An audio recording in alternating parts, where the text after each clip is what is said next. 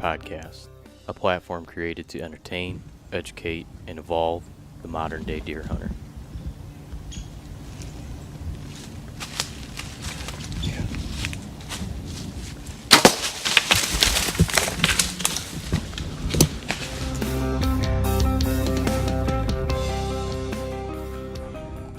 Yeah, that place looks like scary. Mm-hmm. Every day I see you post that, I'm like, it's not too bad working here in these people's basement, you know? It's different. Yeah. I don't know. Pays the bills. And you have job security. You can go anywhere you want. You'll never not find place. You know, that's the one downside to my business is I am a slave to Michigan. I'm stuck here.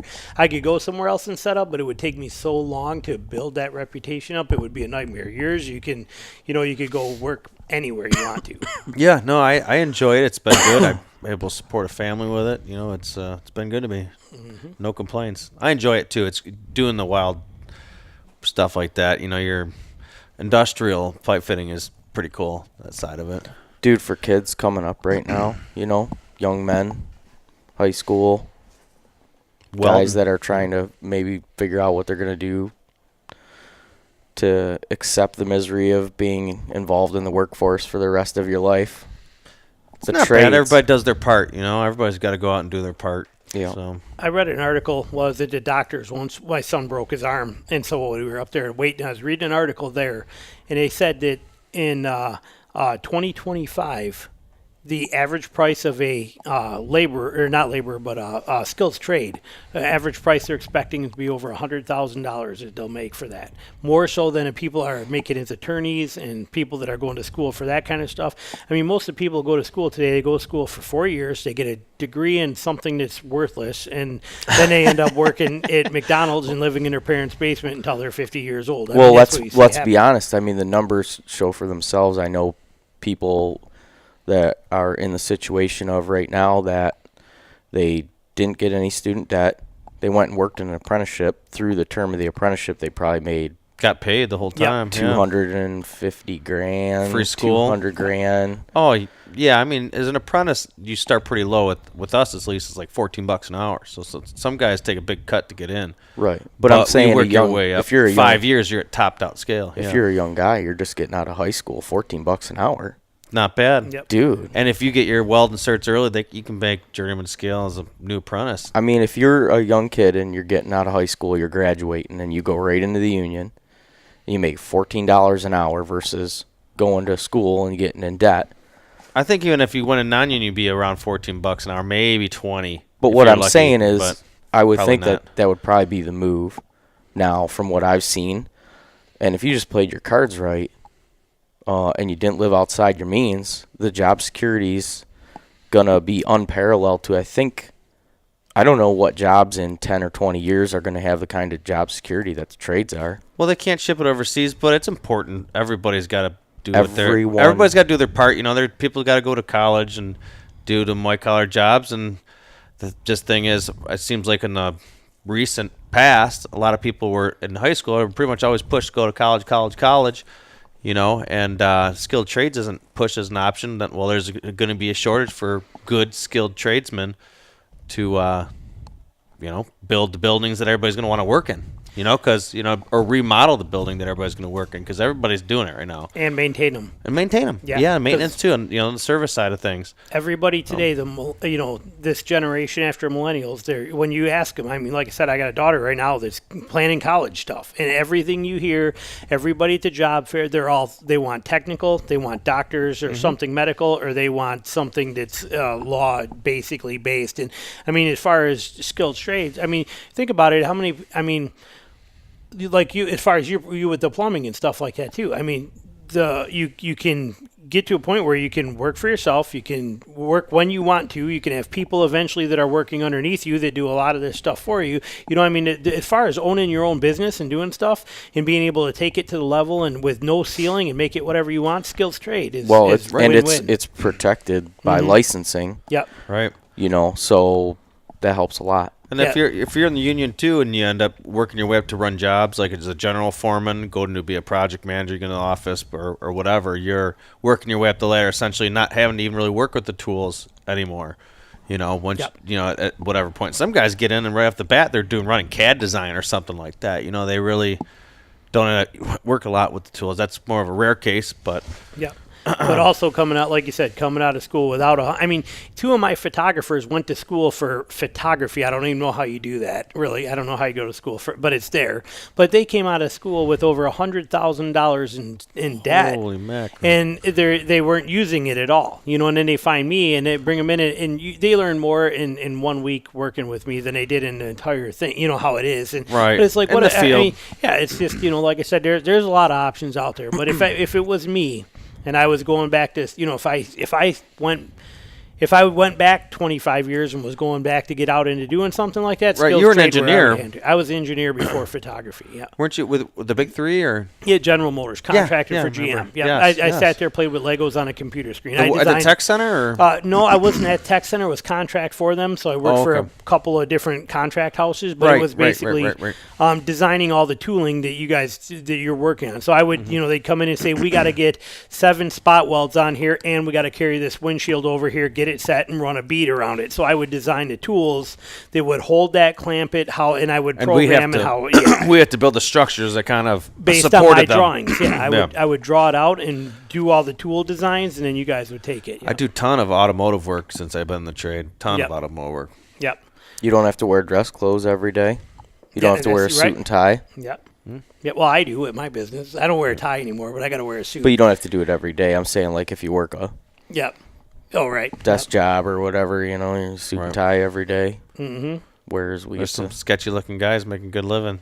There you go. Yeah. I work with a lot of them. Mm-hmm. No, but they're a lot of good guys too when you work in trades. Yep. So I like doing service, and I like going around to a bunch of different businesses and seeing, and residential homes too. It's just a great social part of my job, as I get to travel around and meet people, see people, and you're not, you know, I'm the kind of person that needs to be kind of on the move. And if you're in a spot in service for 3 hours, you feel like you've been there for like a month. You know, you're just 3-4 jobs a day, whatever. You're just going. You got your system. It's a good way to see the world, the country, wherever you want with the trades. I mean, you could literally move to Australia and be like, still a plumber, and you guys still need plumbing here. Yeah. Right. I got 12 years of experience, and you just go to work and show up. Right. You just go to work and show up. Yeah. No and then try to like have a positive attitude and just take what they give you and be thankful that you have the opportunity. And it's like, before you know it, man, you're usually in a pretty good spot. Well, the cool thing is, I was saying, my brother's a Boilermaker, and you can take travel calls that are in different locals in the whole country. And then, I mean, you just want to go check out a place, you're a single guy, you can go over to, my brother's been to Connecticut, working out in Colorado, you know, you just take those jobs and you run a place. So it'd be a good way to travel, too, for youngsters. That's the key thing, I think, that is we're getting to now, is that point where that's what I wish I had, was the freedom. You know, I get to take time off whenever I want, but it comes at an expense because I'm not working when I'm taking time off. Well, but, same for me. Right. But I can take off whenever I want to and do whatever I want, which is definitely a nice feature, but again, I'm stuck here. You're making all the calls. Yeah, but I can't leave. You know, like we've been spending a lot of time in Georgia. Like I said, I want to spend more time in Alabama, Georgia, Louisiana, especially in the winter times. Time to stick a pig? Or? Yeah, and be down there and hunt, and even in deer season. You can be in Alabama and you can hunt the rut all the way through till mid-February and still be in the rut. Yeah, they hunt that? Yeah, well, the deer in Alabama, the state was actually, the deer that were populated in Alabama were brought in and dropped from different parts of the country. So they're like a hybrid deer? No, they're whitetails, but they have carried over their genetics of their rutting time frame with them when they came. And so Alabama, you have deer that come into rut in November. You have deer that come into rut in early December, mid-December, in January, end of January, and even into February. So literally within a 3-hour period, you can hunt rut for 3 straight months. That's crazy. Over a 3-hour, and then they have a deer day limit. Yeah. What's their season though? Their season is from October all the way through till February 15th. Okay. Yeah, so they get Ohio runs till the beginning of February. February 1st. Yeah. Or 6th, I think. Yeah, something like that. Yeah. But yeah, those long seasons are pretty sweet, mm-hmm. And the weather's not as brutal too to go right. down there. That's probably the best time of year to hunt down there is in February and January. Yeah, snakes are staying down and tucked in, and plus you have pigs running around all the time. I like the idea about the snakes being all tucked in. Yeah, I just bought snake boots for this. When I go down there in 2 weeks, I bought snake boots. I'm like, I'm not dealing with them. Man, you can run them too in Michigan, but down there definitely a lot more. Well, I mean, you're stepping on cottonmouths, and the water moccasins. Yeah, they don't like it, and then they're at every swamp, and you're hunting pigs, so you're in the swamp.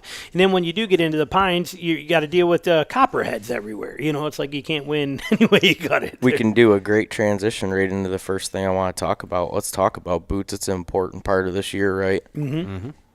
Joined this evening by Jason Samkowiak. None. Yeah, that's awesome.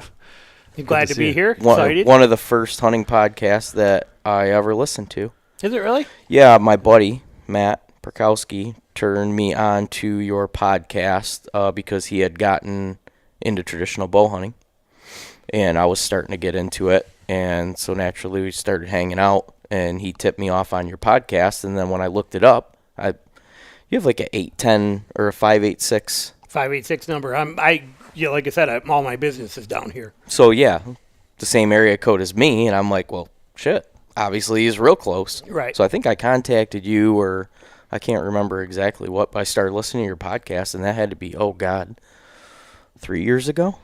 Yeah, I think I'm pushing 6. This is 6 or 7 years. The 6th or 7th year I've been doing it. Yeah. That's a long stretch.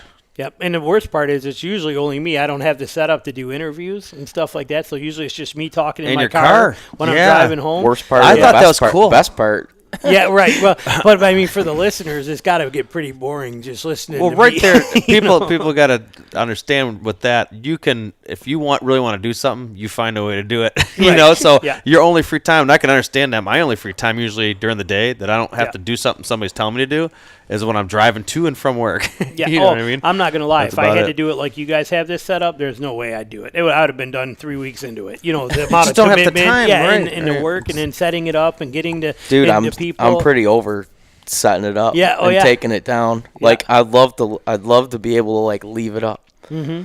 And you could say that's a long-term goal is to have my prized possession studio. Yep. That will exist in my next home. Yep.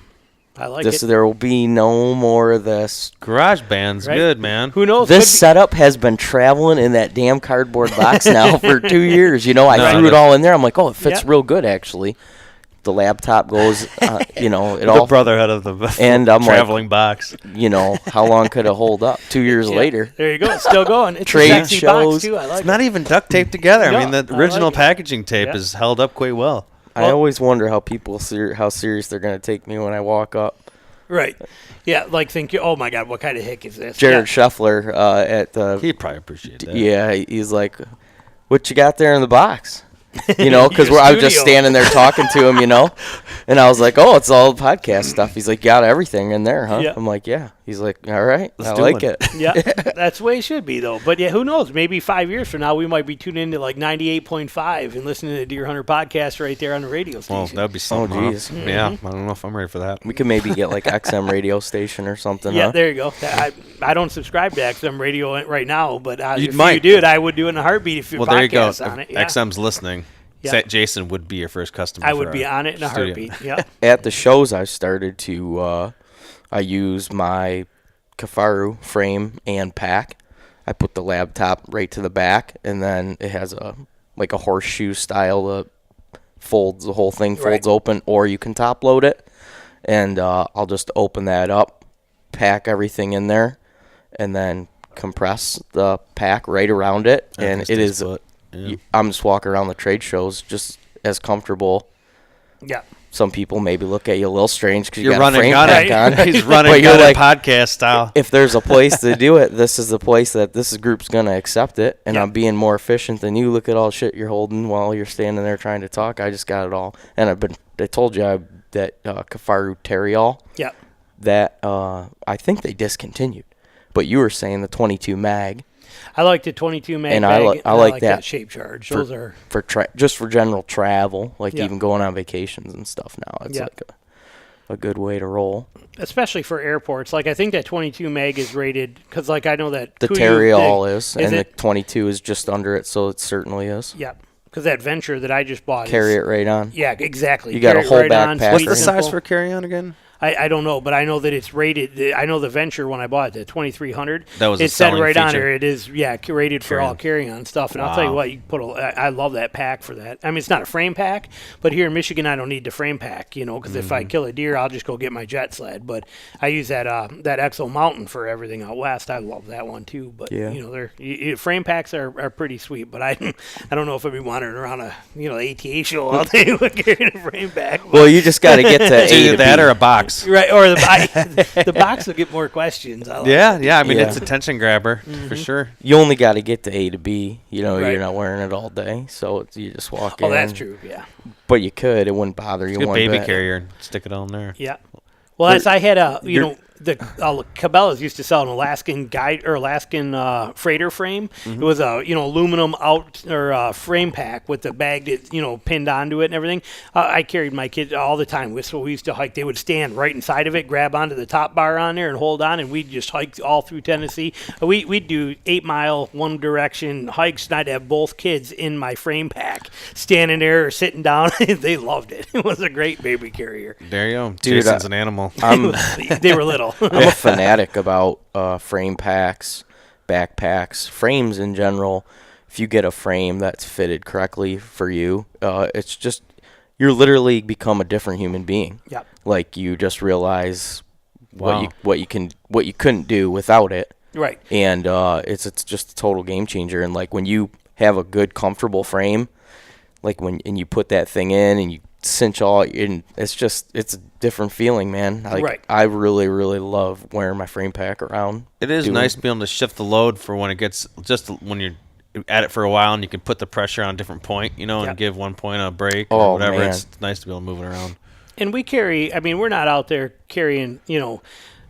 I mean, I don't know what your average Western hunter going in backpack hunting. I don't know what they're carrying. I'm guessing 40 50, pounds, 40. 50 Yeah, pounds. something in there. But I think guys, and some guys are carrying camera gear and stuff too. So, but yeah, I think 60 pounds is. So here we're carrying. I mean, if I'm only carrying, if I'm carrying 15 pounds of gear in my pack, which including water and stuff like that for all day sits, plus your stands and your sticks. 35 pounds. I'm basically running 40 pounds, and it's usually in awkward positions and stuff like that too. And we're fighting through brush. And I mean, moral of the story being that you're right. If that pack doesn't fit you right, you'll hate it. It's got to fit right. If you don't get it set up the right way, it can be miserable. Yeah, no, without question. Man. Boots. You're a boot enthusiast. I am. I'm kind of getting. Well, I got. When it comes to rubber boots, I like the Lacrosse. I really do. The mucks are pretty good, but I go through them way too fast. Full rubber is. I like the way the to full go. rubber. Yeah. The neoprene punctures too, where you tear them up in the swamps. We should mention now that we're 18 minutes in that we intend for this conversation to revolve around spring scouting. Okay. Today.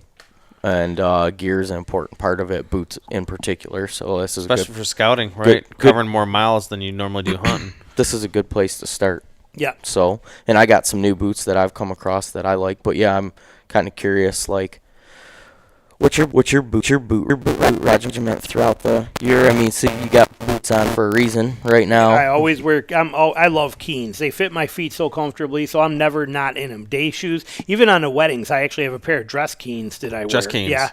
Yeah, they're kind of a little dressier, but yeah, Some BK seriously. Keens. Yeah, I'm in them all the time. They look like nice boots. Yeah, these are just low top, my regular everyday shoes, but they're lightweight, they're waterproof, they're tough as nails. I straight up, I wear them. Keens I love them. They're not Gore-Tex? No. I know you don't like Gore-Tex. I know. And Gore-Tex is fine in certain things, but even in the clothing, if I wear clothes that have Gore-Tex in them, when I put my arm guard on, as soon as I take my arm guard off and if it's raining, I'm soaked where that arm guard was. Mm-hmm. Gore-Tex, I think, is a great thing. I just think it's a little too breathable so you can push water through it. I think it's great for like the first week you have it. With the Danner boots, every pair of Danner boots I've had, they've always been good because every pair of boots I get, I don't care who makes them, but I test them. I stand in water and then I go walking around. As soon as we get rain, I go walking through this area by my house that's got ferns, and I need to know that they're not going to push water through vegetation wrapping around them.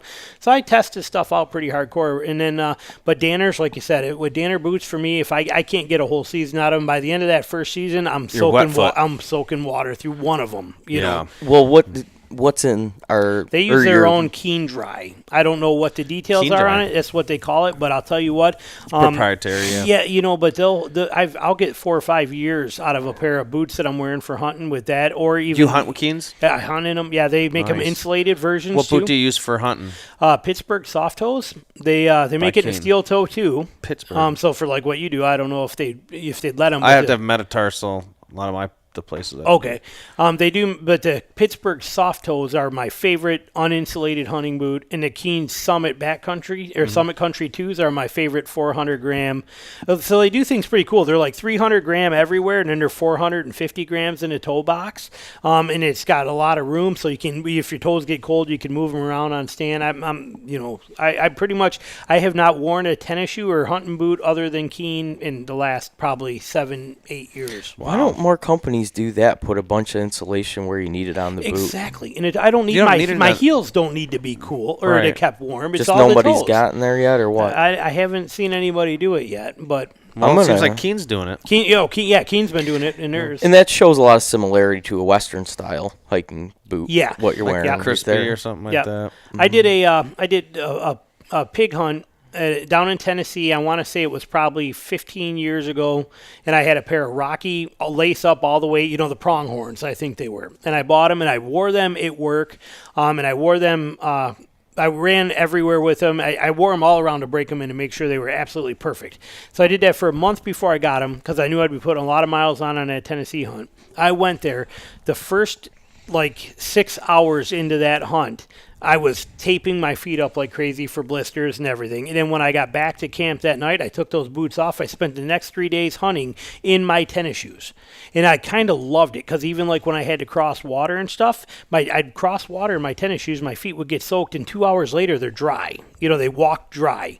Where the boots, I was soaked miserable because they would go over top. And it would hold it in. And it would hold it in. And the blisters and stuff. And so from that moment on, I said I'll never, ever own another pair of actual hunting those high boots like that, and I never have. And so that's when I started getting into the the hiking, the CrossFit, cross country kind of boots, and I've never turned back. I went through a lot of Vasks, Merrells, Salomons. Did you like any of the Vasks? Vask is my second favorite. I've got a pair of those that I like. Yep, Vask is great. Oslo's another great one. The Oslo GTXs. I'll tell you what, I got 3 pairs of them. GTX, I think they have the same one. It's called GTX. Do they? Yeah. Yeah, those Oslo ones. They're a little tight and a little narrow in the toe box. I noticed that.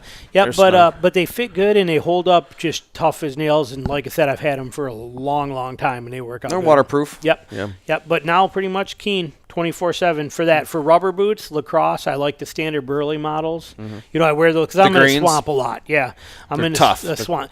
Yeah, because what happens is you get out there and you start getting the sticks rip up the neoprene. That's the problem. The dogwood and the stuff like that. You catch these or down trees that have got branches sticking off them you're trying to go over.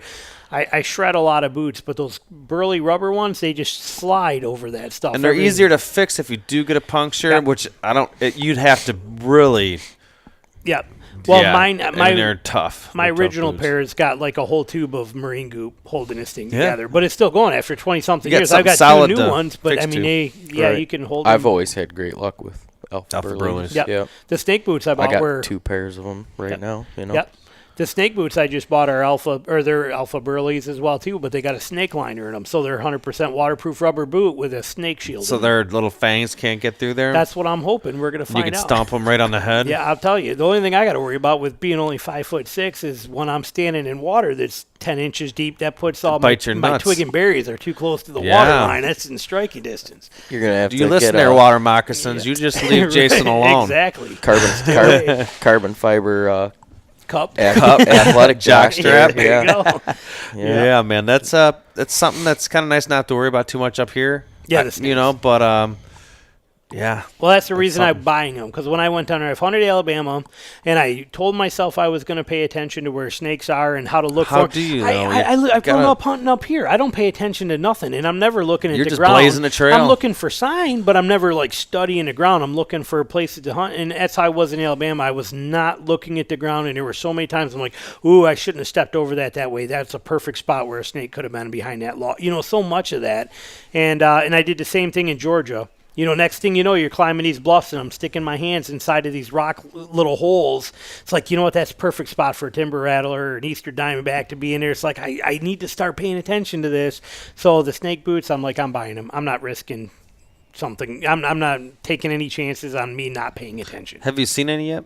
Snakes? Yep. No, not out there. No. So I'm good. But I've also hunted only cold weather. I've only been down south when it's cold. Oh, now I'm going in mid-April where it's prime time. So, prime snake season. Yep. I got introduced to a new boot here over the last couple months, Gumleaf. You ever heard of Gumleaf? I have not, actually. So they're a European boot manufacturer. They make real rubber boots. So apparently, like Burley's and the other companies. They're all clay. It's, vulcanized rubber, where these are natural rubber. And so the price point far exceeds. That's okay. I'd pay it in a heartbeat. Are they ankle fit design too? They are the nicest rubber boots. I mean, they blow everything else that I've ever worn away. But do they hold like at your ankle like a Burley does? Are they ones like that's the one like for a me? Straight.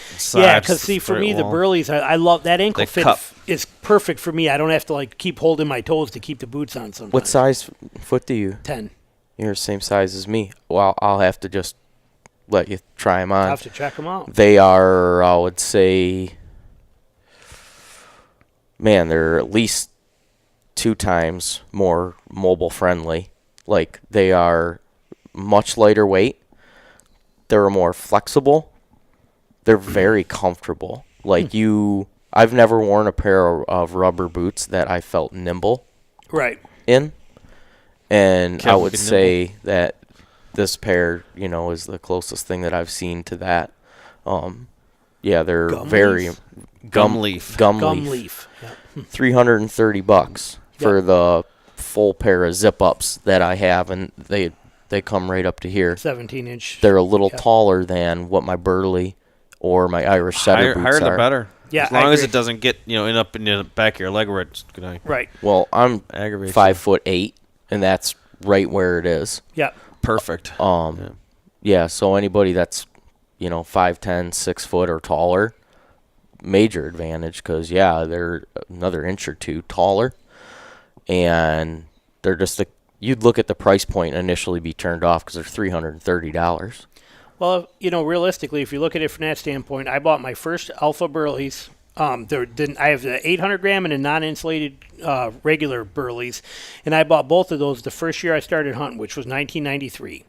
And that's when I bought both. I bought this, the non-insulated for early season and the insulated for late season because I believed at the time rubber boots, you had to wear them to keep your scent gone. Mm-hmm. So I bought those. I still have those boots today. Since then, I have worn through 2 pairs of the newer Burleys, and I'm on my 3rd pair right now that I just bought when I did the video on them, and I'm on my 2nd pair of the 800s, and I still have my original ones, and I still wear them quite often, but I don't scout in them. I save them basically for hunting, and I scout and do do a lot of the stuff in my other ones because I don't want to ruin those. But the quality of rubber from these boots that are 30 years old lacrosse, when they actually made them with real rubber, like what you're talking about, versus the stuff that they're putting out now is night. I mean, when I have them side by side, and I can show you, and it'll blow your mind the quality difference of the crap you get today versus how good it was then. Right. And so if these Gumleafs are like that, they got to be incredible because it's all has to do with the rubber. Even my trapping boots, I used to spend a ton of time trapping. I still do occasionally, but I mean, I would go through hip boots. In the beginning, when I started, a pair of lacrosse trapper hip boots would last me for 5 or 6 seasons. Now I buy them, I replace them every season and a half because they just don't hold up as well. They're not the same. I'm fortunate. The guy that is bringing them to market in the United States contacted me. He's contacted a few different hunting podcasts because what a great way to connect with people, right?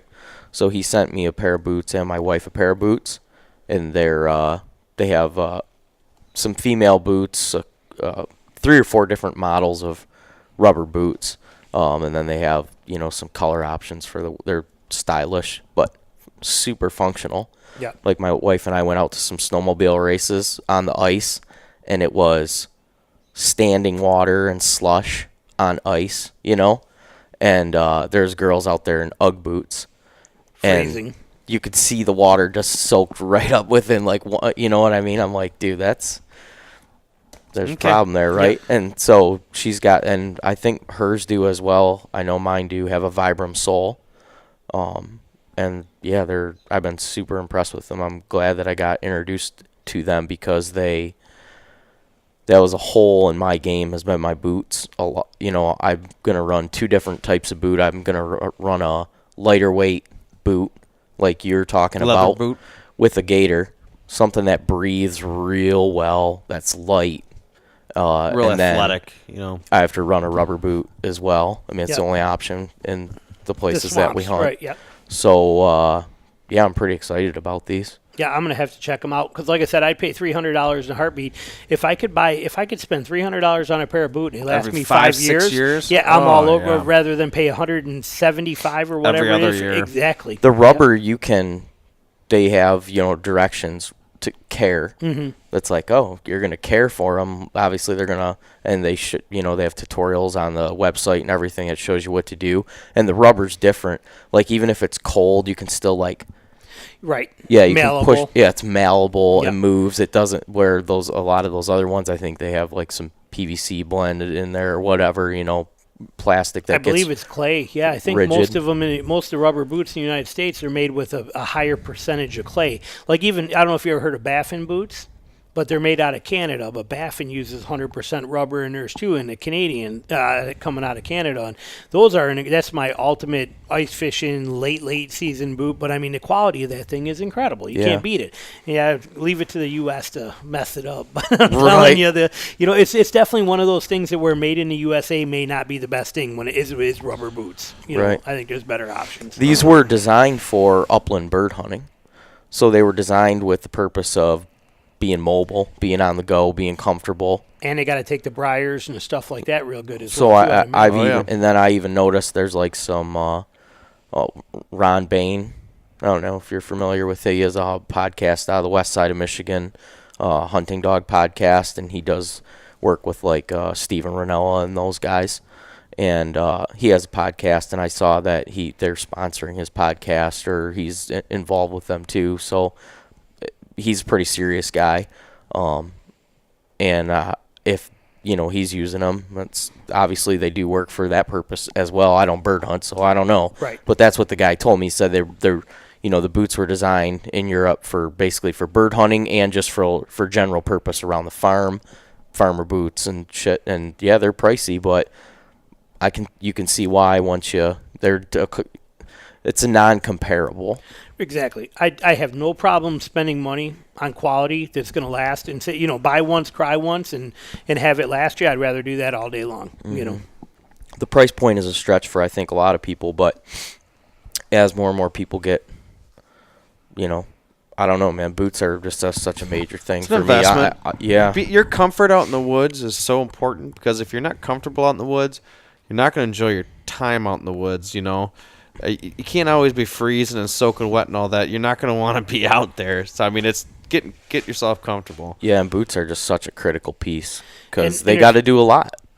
And they're specialized. I mean, that rubber boot just as well too. I mean, there's no difference between somebody that's hunting swamps and stuff needing that rubber boot is no different than a guy who's hunting in the mountains needing a crispy or something like that. Will you turn that heater up a bit? It's we're all. I can see all of our breath going out pretty mightily in here. A lot of hot air getting spread around. Well, it cooled off, huh? You know, it's pretty warm. It's supposed to get down like 28. I was listening on NPR on the way over. Yeah, we still got it. I still got a foot of snow in my yard. Yeah, you know, Northland. Mm-hmm. Yeah, I talked to friend Alex Cerviniak in Gaylord last weekend, and he said there was about 40 inches. Yep. Wow. 40 inches of snow in Gaylord. Won't be able to do any scouting for a while up there. It can go pretty quick. Yeah, a lot of it melted yesterday. How's it going, Drew? Good. Oh, there I am. Yeah. Feels good. Can't come on time, come whenever, right? Especially on this couch with you. Oh. All right, buddy. What are you doing in there? Just having a drink and babysitting? Yeah, well, I don't know if you can call it dad juice. Babysitting when it's your own child, but my wife yells at me, but I call it that anyways. Right. Yeah, I mean, you're babysitting them. Yeah. Babies need to be sat. Wife's home now, so now I'm out here with a bottle of bourbon whiskey. Grand Traverse Distillery bourbon. There you go. We were just talking about boots, and I was telling about those Gumleaf boots. I don't even think I told you about them, but I got some new rubber boots. Oh, really? Yeah, I'll have to show them to you. They're 100% rubber versus the vulcanized rubber, so it's kind of different. No shit, I never even heard of them before. Yeah. That'll be interesting. They're coming from across the pond. Oh. Bring your own glass and ice and everything. Look at that. He's prepared. Yeah, anybody else want a glass? I can walk in there and grab another one. Yeah, maybe in a little bit. Well, let's cover some what we're doing when we get in the woods this time of year. Right. So just to kind of set the stage, one of the reasons that I wanted to have you over to do this particular is because you're consistently successful. You're a traditional bow hunter. Do you hunt with a gun sometimes, don't you? I killed a rabbit in 1997 with a gun. Oh, you haven't killed that. He has used it sometimes. So pretty strict on the traditional bow hunting. Yep. Right? And in one of the hardest places to kill whitetail. Northern Michigan, big woods, public land. Yeah. Gotta know what you're doing, right? And you're consistently successful, like at a pretty high level, and you've killed some nice deer. So I'm figuring you've got a pretty tightened up spring scouting regiment. I would say spring scouting is, of all the times of year to do it, the most important. Mm-hmm. You know, especially up there, the advantage we have up there is that we have snow that basically comes in end of November. We start getting snow and the ground freezes. When that happens, it locks all of the sign from the fall, from the rut. Everything is like locked, and then the snow comes down and preserves it, and it keeps it hidden there, and it stays there. The deer go on to their yarding areas and where they yard up and do their things in the cedar swamps and stuff for the winter. When the spring comes around, those deer start coming back into those areas, but all of the major sign you see, the heavy trails, the bedding areas, all the stuff you're seeing, that is sign from the previous hunting season. I heard, Scott Shaw, a guy that's on the Hunting Beast, he had made a statement, and I don't know if there's truth to it, that cedar is one of the only things that deer can just solely eat and survive.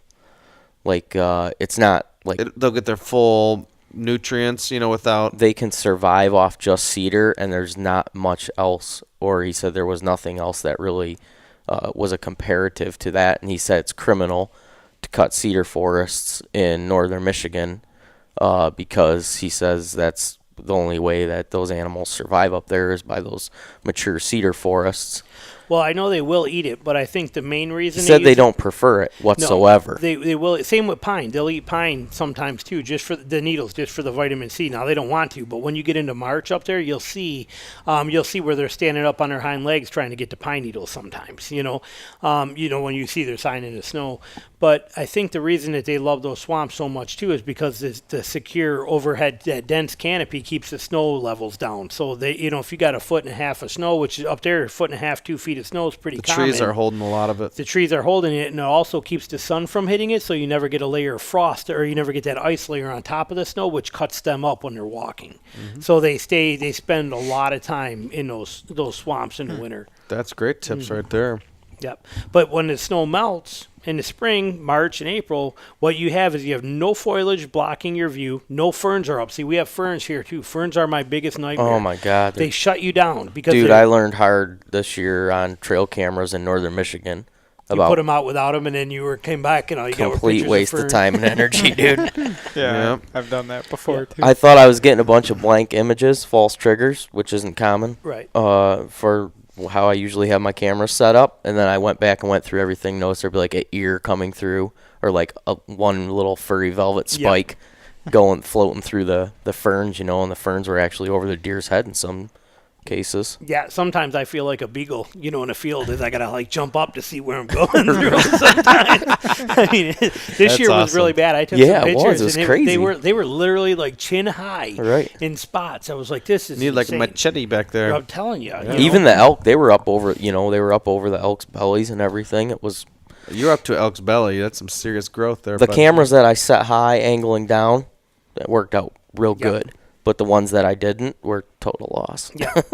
Pretty much. But when those ferns come in, they shut everything down. So now basically you can't see the floor. I mean, it's almost like imagine being in a swamp or an empty pond, and you can see all the footprints. There's no water left in it, and like a water hole. And that's what it looks like in the spring.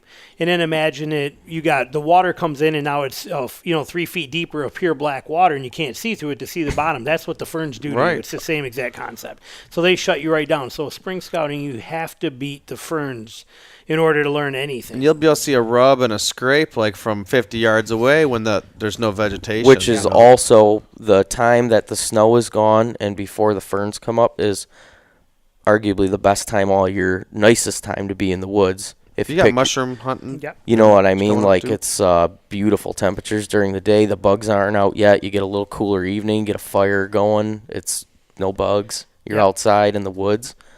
Yep. Usually the only downside is the water levels. Water levels on everything are up pretty high. So a lot of times it's you're in hip boots, and then you'll come back in there, or you'll use hip boots and you'll pick a place and you'll be like, nobody will come back here. And then by fall when you get there, there's never any water in there. Yeah, literally. Yeah. So just that's pound it up. Yep.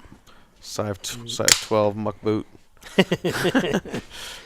Yeah, but spring scouting is by far the best time. You will learn more about what happens in that woods during the spring. Well, actually, I shouldn't say best time, because the best time is in-season scouting.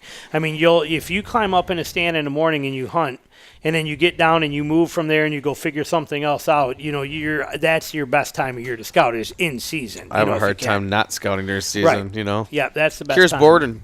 boredom too, Yep, but as far as doing it, spring scouting it beats every other time of the year. Because in the winter, they're not where they're supposed to be. And in the summer, they're not where they're supposed to be. And, the sign it's left on the ground is 100%.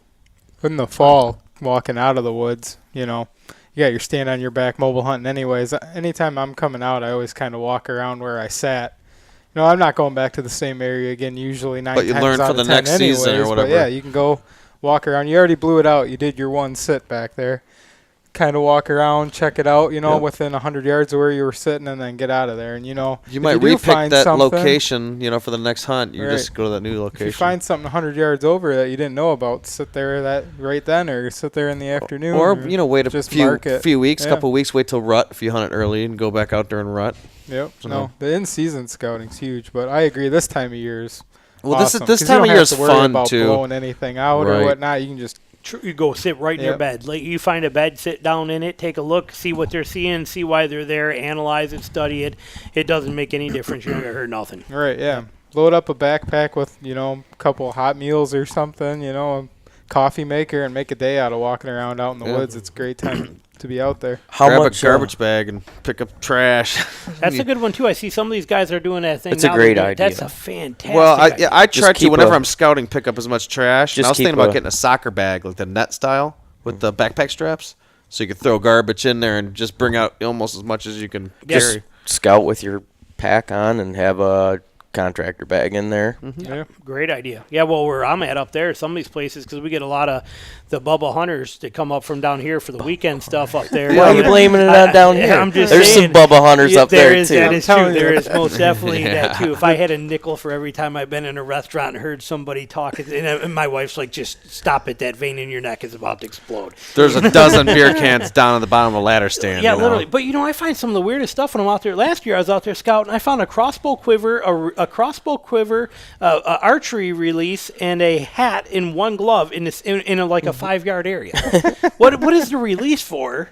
And he's got a crossbow quiver. But the crossbow quiver had like 4 arrows. Or somebody forgot to zip up their bag or something like that. This stuff was all. I see all kinds of weird stuff out there. There is some strange things in the woods. He was just taking whatever Cabela's would sell him that day. That's what he was getting into. I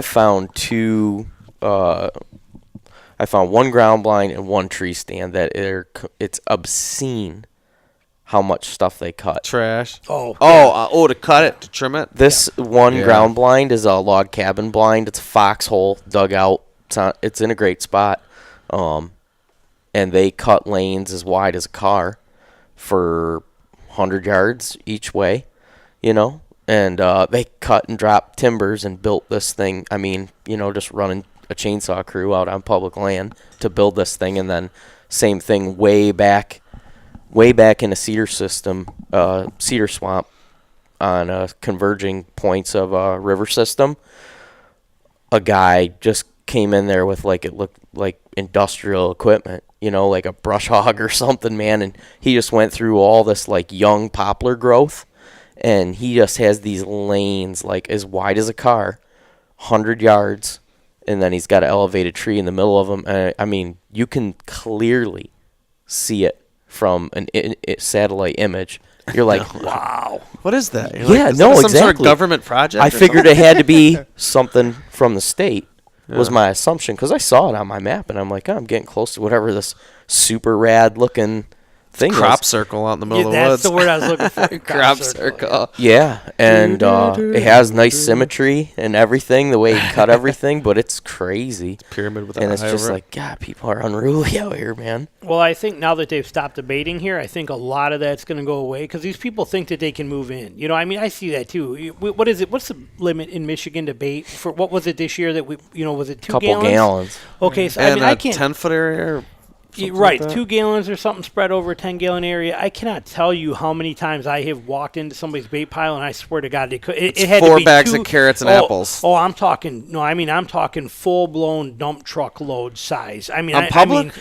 Insane. Or where they're literally, put it this That's way, if I was sitting in the middle of it, I don't know if I could shoot to the ends of this thing. Whoa, you'd have to arc that arrow. They're insane. I've seen some pretty crazy. Now, I'm not putting them. I don't usually put them on Instagram or I don't want to get. But I talk to my buddies and stuff. I'll send them pictures of it. It's incredible. It is, dude. It's like they're miles of sugar beets. So I'm glad that now with the new laws that stuff's gone. I feel the same way. I'm always shocked at how many guys illegally run mineral sites, and then if you're gonna do it, okay, but put it on social media. Right, exactly. Making sure that it's clearly illegal in some states, and ours being one of them, and all kinds of companies sell mineral within the state, and all kinds of people post on social media pictures at mineral sites and stuff, and I'm curious to see how much of that shit goes on this coming year.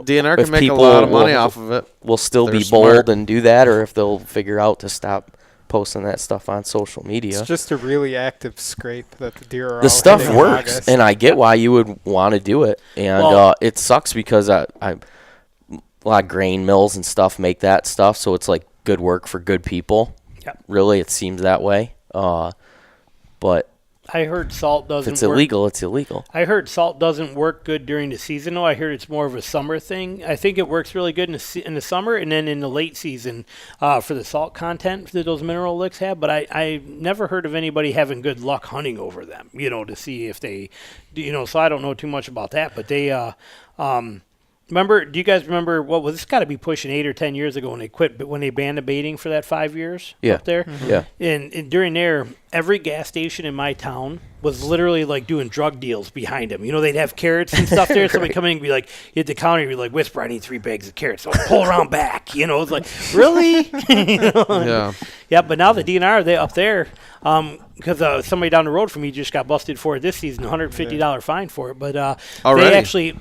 So that's the fine. He got busted for overbaiting because he overbaiting. I wonder what the fine is now for, because of the baiting ban. I don't know. But what they did is the DNR, how they found him is they flew over with a plane at night with thermal. Yeah. And when they saw, they know how much deer can normally be in one spot. Well, he was overbaiting, and they found, they flew over, and there was like 20 or something deer in this particular area. So they coordinated, sent in his CEO to go in there and check it, and sure enough, he knocked on his door and gave him a ticket for overbaiting. It's like, so hopefully, I don't know. I'm hoping the baiting stuff is gone, stays gone. We don't have to deal with it. I hunt all these different states. It screws the deer movement up. Exactly. And we're talking about scouting. So I'm going to go out there in the spring, and I'm going to learn everything I can about natural deer movements, where they're going, what they're doing, where they're feeding, the funnels, the terrain traps, everything we can. And then I'm going to have all that stuff logged and know what to do. But then, 10 days before the season, there's all of a sudden a pile of carrots pops up every 100 yards along everywhere there is. And these deer, their patterns change. Yeah. They'll start just feeding at night, too. They'll know right where it's at. Yep. Yeah, they will. Mm-hmm. They'll start staying real close to it and watching you come into it. Which is easy. They pattern us on levels that you wouldn't believe. And it's so easy for them to do. And deer are notoriously... They're so used to people being there, so they'll skirt us at 50 yards and not have a care in the world. And they know how to do it with us not even knowing, or you just get that glimpse of them. I mean, if you're somebody sitting in a stand that's looking at your phone all day long, you have no idea how many deer are going by that you're not right. seeing. It's wild hunting up there, isn't it? And literally, you'll catch a glimpse, and what was that? You put your binoculars up, and sure enough, you see a leg and then a tail, and that's all you're getting. You're not seeing any more. No more, yeah. But you saw it was there. But these deer are smart. They know what we're doing. And if you're hunting the same spot over and over again, they are just skirting right around you. They know exactly where you are. So much easier to just keep moving, keep mobile. But in order to do that, you need to know where they're going. Just keep moving. That's what these deer say. Yeah. Keep on moving. Yeah, keep it going. We got you figured out here. Keep moving. Mm-hmm. Yeah, they do a lot of that, man. That's what makes it fun hunting up there. They're really smart little critters. It's hard hunting, and I love the challenge of the deer. I get tired of the challenge of the people. The bait piles, the stuff like that. People not playing by the rules, and you don't have to like the laws to follow them. Right. And I honestly hope you get busted if you're breaking them, I'm hesitant to even bring this up, but it seems like I'd be upset if I didn't. How do you you don't have to go too crazy, but how do you feel about the APR stuff? Like, it's got pros and cons, right? Are you one way or the other? Or are you kind of like... I'm 100% one way. And that is the fact. But you got to understand where I'm coming from too. And for me, I'm not. The antlers don't mean anything to me. I'm not a big buck hunter. But I do have a lot of respect for the people that are, like in fault and all those guys. I mean, the amount of work and determination to do that, incredible. But for me, as far as antler point restrictions, I don't believe they benefit anybody. Give you an example. I've been hunting Missouri now for about 15 years. The first year I went to this county in Missouri was the first year they implemented a antler point restriction at 8 point on one side. So we get there, and I have that year I never killed an 8 point. The 8 points were very smart. I seen so many 3s, 4s, 6s. Saw so many of these deer. But then they implement that. But a mature deer wouldn't come around at all. It was like hunting here in northern Michigan, hard. The next year I go there, it's getting easier to find these mature deer. The next year I go there, it's getting easier. And this was all on private land at the time. But so I got to witness it there under controlled circumstances. So now, I mean, you get 3 years into that, and what it was is, I mean, there were times that I was sitting there. I had already just killed my own 10-point deer, and it's laying on the ground. I have 3 P&Y 8 points now that are downwind of me because there's 2 hot does up in the CRP field above me bedded down. I watched them go in there and bed down.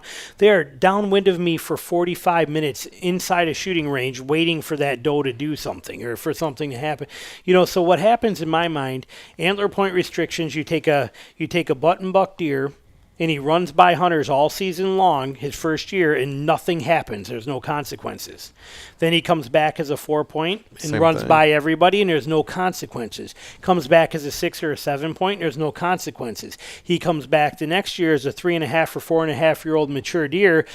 He doesn't think there's any consequences, but now he dies, so he dies easy. So in my opinion, and it's my own personal one, nothing scientific based to it, antler point restrictions are a way for people that are too lazy that want to kill big deer and put them on Facebook. Bam! Right there. Yeah, I mean, in your face. I mean, it's my opinion. I mean, people are like, "It's too hard to kill big deer." It's not. You have people like Dan Infault. You got Andre DeQuistos and You're stuff. so doing right. It. You know, they're out there doing this stuff, and they earn the right to do it. Just because you're going to grow a deer on your property or tell everybody within a mile-long area that they're not allowed to kill anything less than an 8-point so that everybody can kill an 8-point. How is that any different than killing a button buck on public land? I feel the same way. You know, so for me, yeah, I'm not a fan. I try to be a little more diplomatic than you do. But well, you're a straight shooter, Jason. I like it. I really like that about you. I like that about you too, man. That's a lost art to be fucking honest, apparently. No, you know what I mean? I did a whole podcast on it, and I called it Dumb and Easy Deer. I talk to people. That was good. I talk to people that are involved politically, you know, in groups and stuff, and our group supports this, but this is how I really feel. Mm-hmm. You know, it's like, it's a shame, you know, but I get it. Yeah. So whatever. It's just nice. It's refreshing, and I'm kind of neutral on it until it gets to like, all right, if it's turns into a law, how hard is it to reverse that if it's having adverse effects? And the simple fact to me that anybody would be out there trying to enjoy or better their life and shoot a deer is going to get written a ticket. You lose me there, dude. I really think too that we need to manage our deer herd better than that, you know what I mean, than that. I mean, if you go down to a 1 buck rule, something like that. I'm not opposed to let me kill a small buck. I'll shoot does. You know, give me my doe tags if it's making that. Michigan needs to take the deer out of the herd. You can't be passing on everything. You know what I mean? Well, how about what you were just talking about? I saw a front shoulder. I got my binoculars up. I saw the rear end, and that was all I saw. Mm-hmm. That was me. So my point is, yeah. It's not realistic. I don't know how many, if any, deer that I've ever counted the points on him up there before I shot him. I'm like, I don't know. He's probably like, I guess by age. Right. Because the deer could be 3 up there and have a pretty wimpy little rack. They got to devote their resources to living. They don't have, like farm deer that are set up in these nice places where they have all these extra resources, and all that extra resources is what you see as headgear. Right. This is stuff that we didn't need to actually survive. That's why I actually respect the deer up north. Yep. They're like, dude, we can't fucking grow antlers. It's so hard living up here, dude. I just like to look for body size. I prefer larger body size deer. I like that too, and that's why I like. And you get deer with some pretty big racks up there, and they get mass through them. It is when those deer get mature up there, they are impressive. Yeah, they're tough. They're tough stock because no weak deer is going to survive in that environment to be of old age, which is like 5.5. Especially with the pressure and the lack of food, they're forced to eat a lot, and because they have to. I mean, once the white oaks are gone and they go into browse and stuff like that, they gotta spend a lot of time filling up on calories. And they gotta hold the fort down. Those mature deer have them spots that they push other deer out of that are away from other hunters and stuff like that. Well, they some research tool now say like a big mature deer in a lower deer density where that stuff's not going on that we're creating falsely, like when they're actually in their own environment, that does will actually seek out in the rut Like the more mature, like Bucks. they'll already know the social pecking order, and when she comes in heat, she'll go look for him. She wants the man. Yeah. How about that shit? Yeah, literally. I want the main guy. Yep.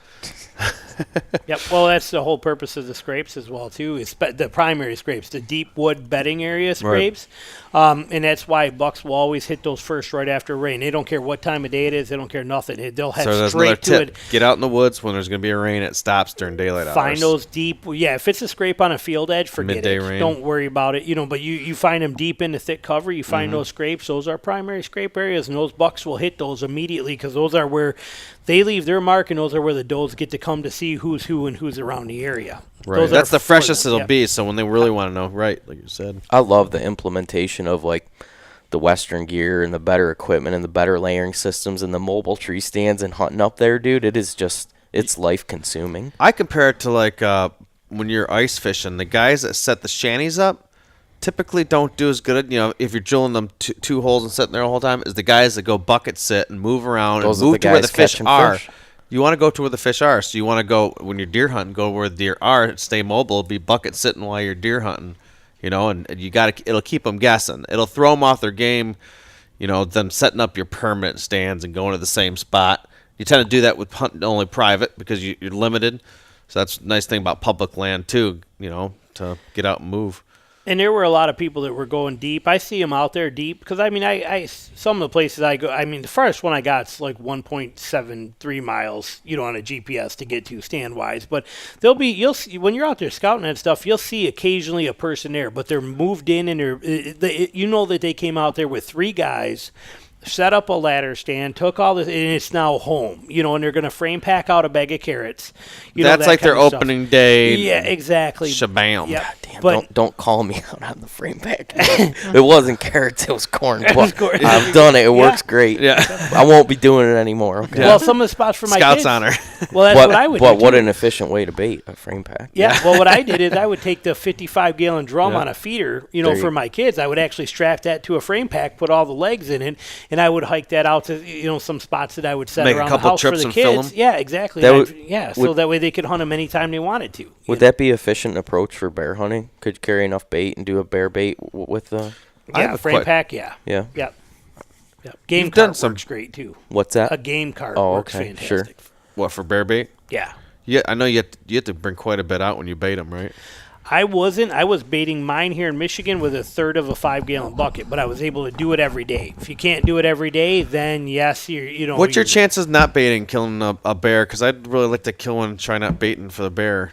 Well, my chances I've pulled 2 tags in Michigan, so you're about 8 years apart for my area. 8 to 9 years. To get a first season? Yeah, I've pulled 2. Well, it doesn't matter, Any first season? or second. Wow. Yeah, I've pulled 2 tags, and I have not killed a bear in Michigan yet. It's red oak? Yeah, red oak. Yep. But I've only been able to hunt about 4 days each of those years due to my work schedule, so it's not like I got to full. I would only have 4 days. I'm thinking about going to the UP, and I was just wondering, hey, how realistically, percentage-wise, how would my chance be to going out there, finding one, killing it, like spot and stalk or whatever? I would put it somewhere between probably 0.1 and 0.3%. Yeah, no. Somebody else wrote the podcast and said, "Yeah, I heard your buddy, myself, talking about trying to do bear hunt this year," and he said he's got like a 0.0001 chance of killing a bear." Going up there, I'm like, he's saying there's a chance. Like, right, that's the right attitude. Cool, dude. You are a traditional bow hunter. I honestly, I will not be heartbroken if I just walk around the woods and the UP with my bow, and that's all I do. You could go up there this weekend and do that if that's all you're looking for. No, but I'd like to try to shoot a bear. I'd like to have that goal of shooting a bear. Yeah. I don't know if I'm going to like bear hunting. I might go up bear hunting and just say, hey, I did it. I don't enjoy it as much, but I'd like to try it, Best way here to do it is there's places you can go for spot and stalk, but usually you want a place that's going to do best spot and stalk time for bears is going to be in the spring. Because they're out and they're moving around more and they're on the grasses and looking for those natural foods. And even the place, when I went up to Dusty's this year, we went up there in June for that bear hunt up there. We had guys in camp that were out there killing them spot and stalk in the mornings before they went out. They'd go run their baits early, come back, and then they'd spend the middays driving around in glass and fields and grass and meadows and then try and stalk on these bears and stuff. And they killed some bears that way. Yeah, but trying to do it in the fall, I don't know. But again, they got a lot of bear density up there. UP might be better too. Around me, it's they're pretty slim pickings where I'm at. It's almost too many people. We're having a guy on here in the next coming week or two that hosts a bear hunting podcast out of the Western UP. Mm-hmm. I talked to him on the phone last week, so it'll be really interesting to have that conversation. Yeah, I couldn't remember his name, but sorry, I was outside using the restroom, little bosom.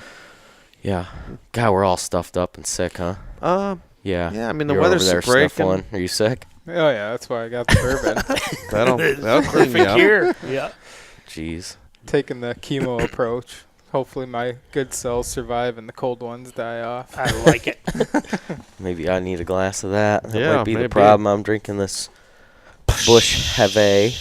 I'm just drinking water. I got a lot Good of driving water. to do. A lot of driving to do. You're a driving man. You put on the miles. How many miles you put on a year making this hike? This hike between the regular driving for work stuff and then the hunting trips and everything like that, I'm about 48,000 miles a year. That's some serious mileage. Mm-hmm.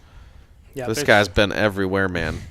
Well, a lot of times it's the same places over and over again. Yeah. But it's a lot of driving. Yeah. Nice. Do you how much driving around do you do for what are you scouting? How much distance? I mean, when you're hunting like from your house. You're northern. Are you driving 40 miles? Are you driving 2 hours? What's your normal radius? 90% of my stand sites are within about a hour drive of my house. Most of them being somewhere 40 miles. Yeah, because I tend to, again, when I'm scouting and stuff and I'm looking for these places, cyber scouting, I'm looking for terrain features. I don't want to just, and there's so much public land up there, I don't want to just have to like look at a 10-acre area and go, this is what I got. What can I hunt in it? You know. You were going to be running scouting clinics, weren't you? Or? I did one, a deer hunting count. Yeah, I did. Yes. It was great, too. I only had one guy fall asleep one time. Oh, so that's awesome. Sometimes people just come tired, you know? Yeah, right. Yep. But, no, that would be a great thing to check out. Yeah, it went really good. I don't know if I'll do another one. The class was great. Doing it was fantastic. But the whole there was like, and there was like 20 people that, oh, yeah, I want it. So you fill it up. And then when you go to ask them for the money to pay, you get like 6 to pay you. So then I got to put it out again, and I got more spots available. You get 10 more guys. I want in, and then 2 more pay you. And it's it's like when it comes to getting the money to do the class, that was the tricky part. Pulling teeth. Yeah, it was like, you know what? I shouldn't have to fight for this. I'm doing it for you guys. If you want it, great. If you don't, so it's like I don't know if I'll. You're always willing to share your knowledge. And that's cool. Yeah. Yep, try to, and you get it out there and help. But yeah, it was the classes. Like I said, loved it when I was there. First one went really good. Wish I'd have had a little brighter projector when I did it. Mine was it worked, but some of the things I noticed. But yeah, it was a great trip. Yep. That's cool. What are the biggest things that you're doing this time of year? How much is revisiting stuff that you've hunted in the past versus looking at new stuff? Obviously, both have different approaches. Both have different things that you need to know. How are you investing your time? Because it's a pretty short window, right? What are we talking, like a month? 5 to 6 weeks before ferns are up. Usually by May 1st, those ferns are overpowering. So, and usually the snow's not gone till usually about now, or that, so it could only be 4 weeks, that you get. Depends on the snow. You got to wait for when the snow's gone in between the time the greens come up. And it's probably about, 3 weeks earlier down state here. Yeah. Than up northern Michigan, so I just got to know when that is your area. Yeah, because when I was driving down today, I was like, oh my gosh, if it looked like this by me, I'd be out there right now scouting. I'm hoping my family's actually leaving for a trip, and I'm staying here. I got to take care of stuff and all that, but it'll help me get out scouting this time of year, so that'll work out perfect. Yep. But to answer your question, as far as revisiting old spots that I've been to before versus hunting new stuff, it is 100%. Spring scouting is devoted to new places. I won't go near a spot I've been at already. Because you know your spot? I know it, and if I have anything I got to do there, whether there's a limb that's got to be tied back or something that's not in the right spot, or if I want to move a log to maybe close off one deer trail and make him come this way, if there's something I want to do with that, I can do that in the summertime. But and all the stuff you're mentioning are legal things, tying a limb back, not cutting it, I get it all the time because I love my saws. Everybody's like, you talk about saws all the time, but it's illegal to cut branches on Michigan. I know it's illegal to cut them, and I'm not going to lie, I've cut a branch or two here or there. But a few have just fallen prey to my, just walk out covered in wood chips. But here's what I'll say to that. You always leave the tree looking nicely manicured more so than it did when you got there, it's right? A respectful prune. But but I mean, it's very rare that I use it for anything like that. But I hunt a lot of states. In other states, it's not a problem. And then when you hunt on public land, it's not a problem. So having a saw is a great thing. But here, if I have the option to tie a branch back, I always have kite string, or not kite string, you guys use it, or, what's that? You get it at the stores, the fluorescent green and the pink rolls string. Paracord? No, not paracord. Kite string almost like, but you get it at the hardware stores. Yeah. It's like Mason line. That's what it is. Mason line, yeah. So I carry rolls of that with me, and if I have the option to tie it back, I'm going to tie something back. If I'm in the stand and I got a branch in my way, I'll use my lineman belt. Once I'm locked in, I'll throw my lineman belt over it or my bow haul-up line. Grapple it like and Batman? Lock it, and move it, but I'm not going to lie, if there's a branch in my way, it may or may not have disappeared. Right. Right. But now, again, it's little ones. Hey, and just, any level is unlawful technically, but people that go crazy out there, hey, don't.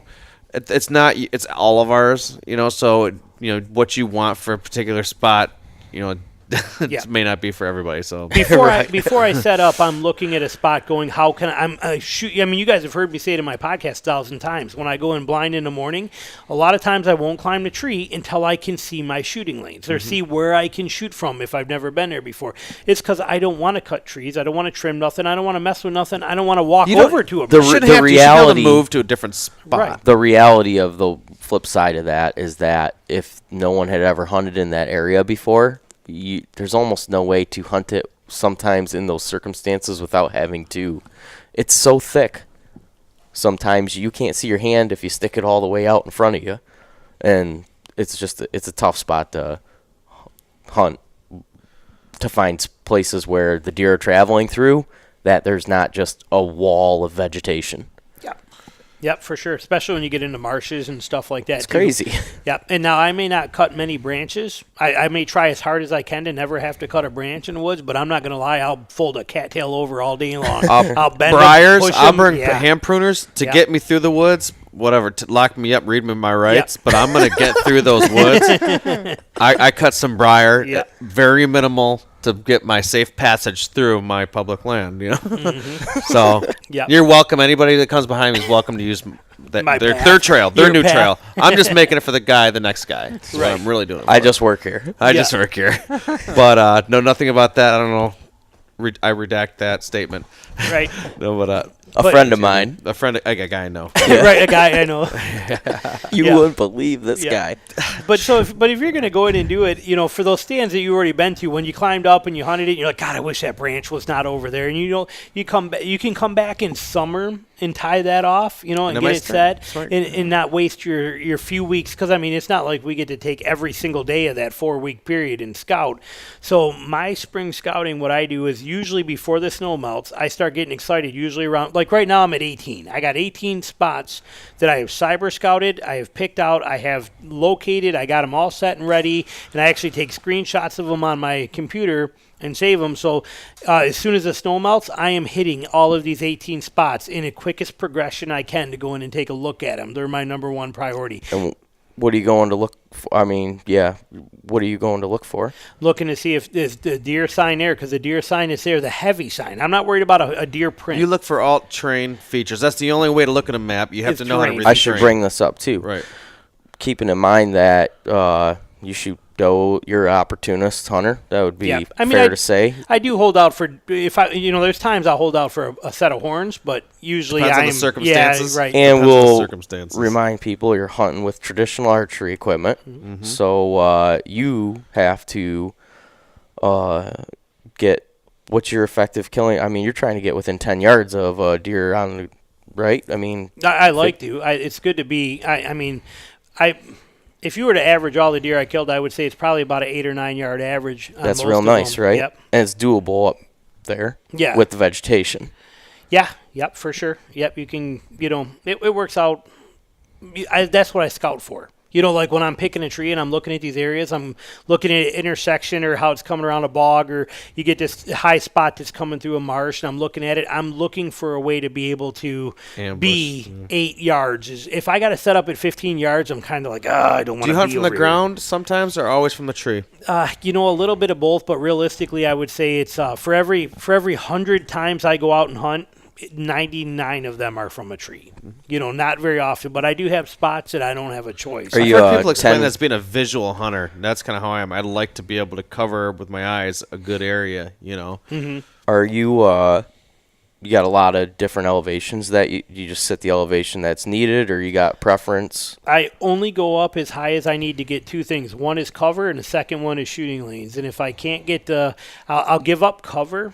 And I'll stay standing so that I got to have the shooting opportunities, and especially behind me. A lot of people don't think about that, but I want shooting on that downwind side, because I can't tell you how many times I have deer come in from a way I didn't expect. They come from everywhere out in the woods, right? man. That's crazy. Yeah, they're wild. You could sit in a place for 20 years and never have seen a deer come from that direction. Then one day you just decide to come from that direction. From. Yeah, the biggest one, or the fattest doe you've ever seen in your life. Yeah, well, and like you said, with the 8-point, if you're the one thing I have noticed being a general deer hunter is that if you're looking for bucks, you better stop focusing on that's true, especially during the rut time and the pre-rut. Watch downwind for big bucks. Yep. But the other thing is that stop focusing on the real heavy sign, because that's not made by, bucks are not making that. Find a real heavy sign. Then when you found it, you find this really thick trail intersection in this area where they're coming through. You're like, oh my God, it looks like a cattle trail. Great. Now, if you're looking for horns, then turn around both sides and start looking for the thickest stuff that's around there. Head into there and look for that faint little trail that goes through there and set up there. That's the secondary. That's where the big bucks skirt. That is where the bucks are coming. They will not come out, and they'll stay in that thick stuff. Say that whole thing over again a little slower. Sorry, I talk fast. The thing I was going to say. No, I generally grasp what you're talking about, but just go a little bit further in detail on that, because... Okay, so let's say that you have a funnel. Let's say that you got two bogs, okay? You got two, marsh areas. Pinch point. Yeah, and you got a classic funnel where they're going right through the middle of there because it's high ground, oaks coming through there, that kind of stuff. Easier travel. They want easier travel, too. Yeah, so you're going to have 3 or 4 trails that are going to go through this stuff, okay? And it's going to be, through there, and they're going to look like cattle trails going through there. Those are made by does and some primary bucks. pass. Yeah. If bigger bucks, when they get older, they realize that is a pinch point, and they will they will try to not have to be exposed. Most of these bucks, when they get big, they want to feel vegetation on them. I guess that's the best way to put it. If they're not rubbing up against trees, they're not in a place they feel comfortable. So what they want to do is they'll actually head into the thick stuff of that swamp. You'll see trails right through that red brush, and they're right on the edge of that, and they'll hug the thickest little spots. Yeah. So anywhere you are, any kind of funnel, or even if you find a good trail, it's going from bedding to feeding. Say you have a pothole bog or a marsh area where they're bedding, and you're hunting a food plot or something that's out there, an agricultural field, and you have 3 or 4 trails that are matted down really good going from each of them, you think it's a no-brainer. It is. But if you want to kill a decent buck there that's using that same pattern, look parallel those or perpendicular across those trails and find somewhere that the thick stuff is. When you get there, most likely you're going to see those faint trails. Those are where that bigger buck is going to travel through there during daylight if he's coming. And what I would recommend doing too is, if you're in that particular scenario, take it a step further. Don't set up in the middle of that funnel. Don't set up closer to the food, because he's going to stay in bed a lot longer and come up later. Your best bet is to travel close as you can get to that bedding area without disturbing him. If you know where the bedding is, thick cover, close to bedding, that's where your bucks are. Tough up there because there's bedding everywhere, right? It is, and that's why when I say that when I'm cyber scouting, I'm looking for terrain features. I'm looking for open, we tell everybody, don't hunt any open, just wide open hardwoods because the deer aren't there. Well, you're right, they're not. But if I have the areas, edges. Well, you're right. But if I have topography where a swamp meets up to some, to pines or to an oak field where points are coming out, where I have anything that's gonna give me the features then I can work with it. Because I know a bog area, if it's a bog area with, ankle-high grasses and a little bit of water in it, deer aren't going to be out there bedding or not going to do anything out there except get a drink of water. So they're not there. They'll travel through it too, right? Well, they'll go around it because it's too low. It's too open. So, if that's something, when I say, let's say it was 200 by 200 yards. It's almost like a pond. Almost. I gotcha. They're not going to be exposed out there. So that's a no-go area. Deer aren't going to be there. I cross it off my list. The open hardwoods. It do a process of eliminations, correct. What you're saying. Right? And then you take those open hardwoods where there's no undercover in them and nothing there for them. Even though there's acorns, I knock that off there because they're not going to be there. Acorns maybe after dark. Exactly. So now we start progressively narrowing it down to where they're most likely going to be bedding. And I've heard a guy say, especially when they have a good acorn drop, get the closest oak to the thick bedding and hunt over that. That's your only chance of seeing, especially mature deer in daylight hours. As long as it still has two things. You want two things when you're hunting oaks. You want tracks underneath there, fresh tracks, right. And you still want acorns left. Preferably you want some left and some where it's just caps because they don't eat the caps. Deer kick those caps off a lot. But you want acorns where you have the, where you're seeing the sign of caps and already eaten acorns. You'll see some paw marks. You'll see some poop under there, and then you got tracks. Yeah, and then you have, and if you have all that combination, climb up immediately. Don't come back and hunt it tomorrow because you've already scented the whole place up. So when you find it, shoot straight up immediately and hunt it.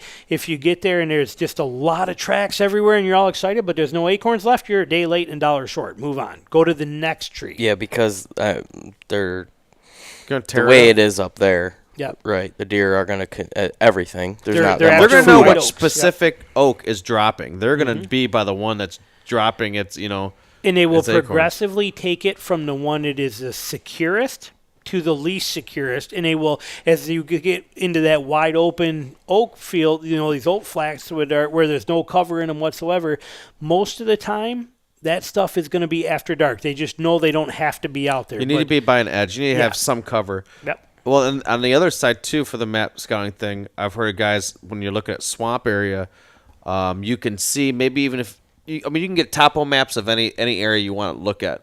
But satellite are also really helpful, especially when you're looking at swamps.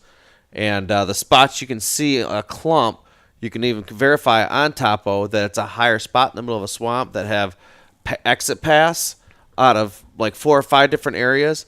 A lot of times big bucks will go out to those spots and those humps because they don't get bothered by the coyotes, and the hunters don't go out there because they're walking through knee-deep water. So if you can pick the right tree off of one of those exit paths, depending on the wind, or what's going on in that area, that is another spot to try to get a mature deer. For sure. And pick what you want. That was a Dan fault thing. Yeah.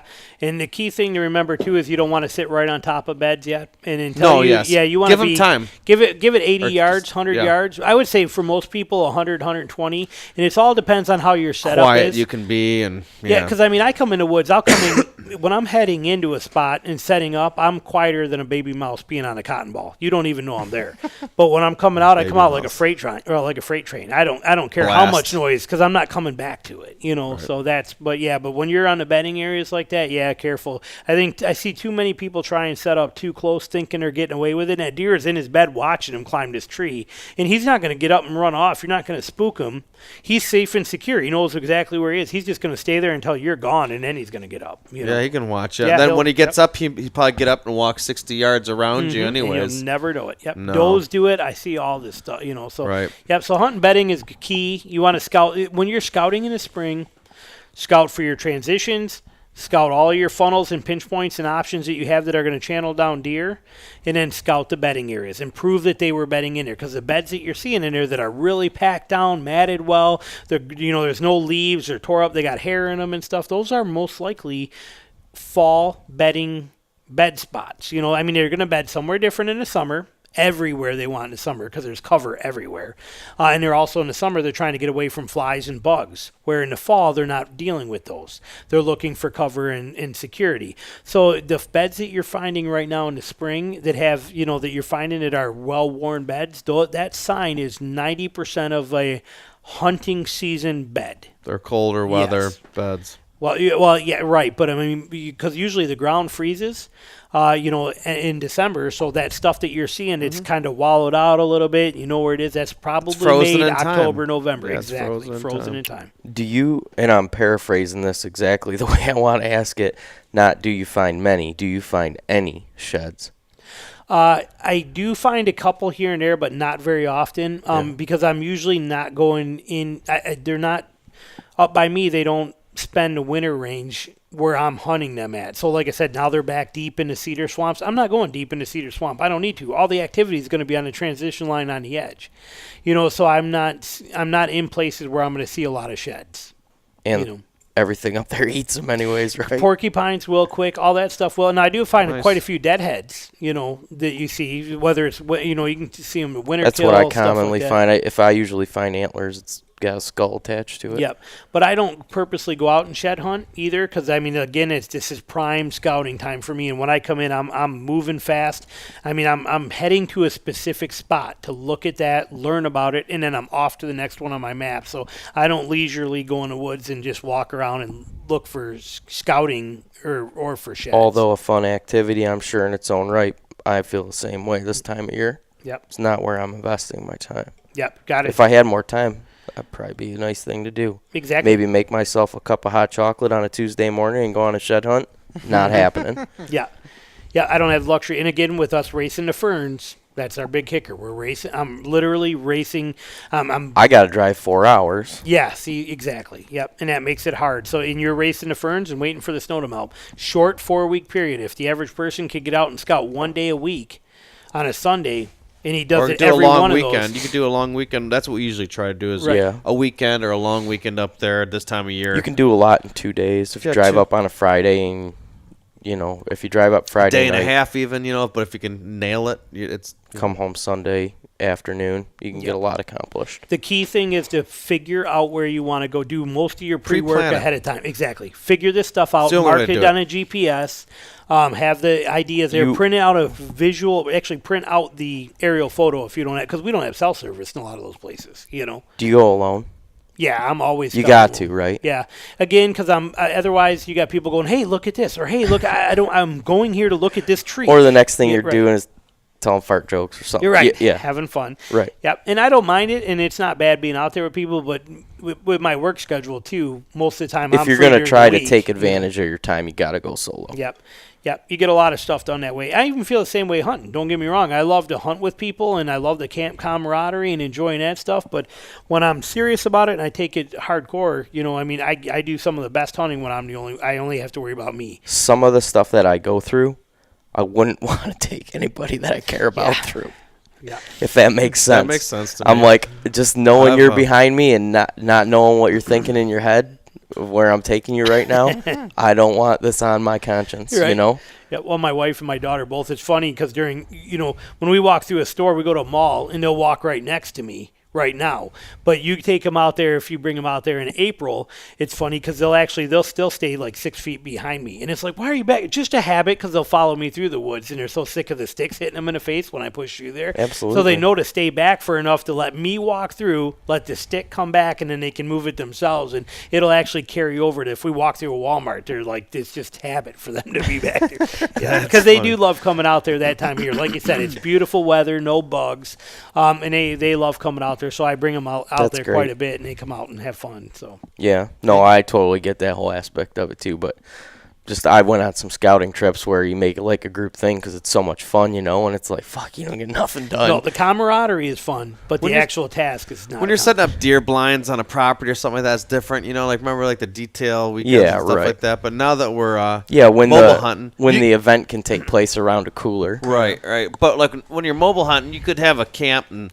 Like, hey, I'll see you guys in 6 hours or something. Where are you going today? I'll see you tonight. Hey, I'm kind of going this area. It's good to have a buddy system. Like, I'm kind of going this area. That's where I'm looking, So just so you know, we got the Onyx maps. We run those on our phones. And they do work without service, which is nice. Well, the last couple of years, we've been separating ourselves with vehicles. Yeah, so it's like we've been driving different spots. But we have a same base camp, Same base camp. That's my favorite way to do it. You are the most clearest, and you need to learn to do it on your own. Because if you're scouting with somebody, sometimes they're seeing the stuff, and it's not bad. You get more eyes on the woods, but you need to figure out how to read the woods by yourself. Right. Well, that's the only thing that's going to help you come season too, because if you can mark anything on a map in the springtime and you go there in the fall and it's just dead, and if you don't have the wherewithal to be like, well, there's no hot sign here, and walk and find the hot sign, you're just going to waste hunts sitting in dead areas. So if you don't have that ability to find the sign by yourself and process that information, you'll never get better. You're just going to be wasting your time out there. Right. Yeah. And there's part of something wandering alone that charges your spirit. Yeah. You need to be alone. I think every person needs to be spending time alone in the woods by themselves. Well, without technology and all that stuff, and just soak it in. It's so good for your soul, man. That's main reason why I do it. Hunting at a general. And you guys can all probably attest to that. I'm ready for spring scout. I need to recharge my soul. I'm losing my mind. Yeah. Clearly losing my mind. Yeah. I had some caged bird loud metal on driving over here and was just ready to punch a hole through stuff. Like, I need to get out and get left alone for a day and burn through some woods and be out. Another absorbing great nature. thing to do, like spring scouting, especially when you're by yourself, is you find those morels. You don't have to share them with anybody either. Mm-hmm. You can hide them in your bag, and nobody knows where your little mushroom. Yeah, mushroom. And you learn the secret spots nobody knows about. They're usually produced again over and over. Yeah, you mark those on your GPS. Yep. Mm-hmm.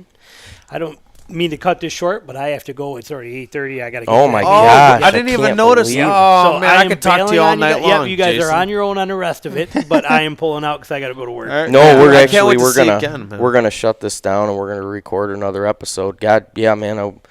We'll need to do this again. Yeah, looking forward to it. Because we barely scraped the surface, right? Yeah, for sure. Yeah, well, I mean, we could go on for hours. And like I said, it's nice, though, because I am down here quite a bit. I'm not too far from you, so we'll have to definitely do it again. Oh, yeah? Sooner than a lot, it's been a while, so it's be fun to do an archery one. Yep. Talk about arrows and broadheads and bows and stuff. Mm-hmm. Ma'am. Tree stands. You're part of the reason I really got into traditional archery as hardcore as I have, listening to your podcast. And when people, and a lot of traditional guys are like this, they're very passionate about traditional archery, it is, I don't know, it's addictive. So yeah, I get called an elitist. That's what they call me all the time. Yeah, people think everybody's so snobby they shoot traditional, but it's really, I like the simplistics of it. Yep. That's what I'm more of the simplistic. Everything was caught up in bigger, better, faster bows, releases, all this money. You could spend more than you could spend for a sniper rifle on a bow. Yep. And just having a stick. This guy's got to go to work, man. I'm sorry, man. Well, I just wanted to thank you for that. That was my point. You're invested sharing in it, and I feel the same way. I'm thankful for. You're invested in it. You obtain a bunch of knowledge, and then fortunately, you like sharing it. So right. I appreciate it too. I've learned a lot of stuff from you. So thank you. Yep, that's the best part when people send you their pictures. I got this is my first deer I ever killed. That's the best stuff. You. That kind of thing. So. I like that stuff too. We get those. I can't believe that we get some of those sometimes, and it's flattering. Make you feel really good. What kind of watch you got on? Citizens. Oh, that's nice. Citizens, just a little simple. Nice ergonomical band. We don't play around here. Only the best. No. Well, time to end this show. Thank you, guys. All right, I'll see you soon. Pleasure, man. Yep.